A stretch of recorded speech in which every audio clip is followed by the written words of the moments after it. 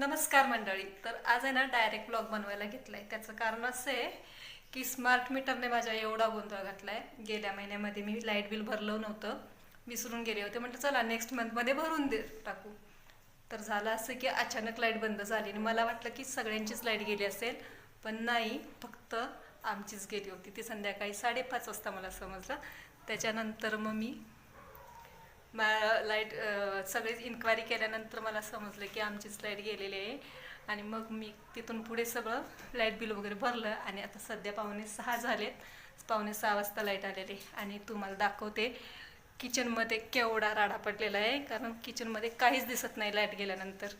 तर सकाळपासून सगळं तसंच पडलं होतं. 1 मिनटं मी तुम्हाला दाखवते. हे बघा, दिसते पूर्ण राडा पडलेला आहे. खाली फ्रीजचं पाणी सगळं आलेलं आहे, तसंच ओघळ आलेले सगळे, नदीच तयार झाले सगळे. सगळे कपडे वगैरे तसेच पडलेले आहेत माझे आज. तर हा झाला होता माझ्याबरोबर एक मोठा प्रॉब्लेम आज. तर चला भेटू नेक्स्ट ब्लॉगमध्ये. तोपर्यंत बाय.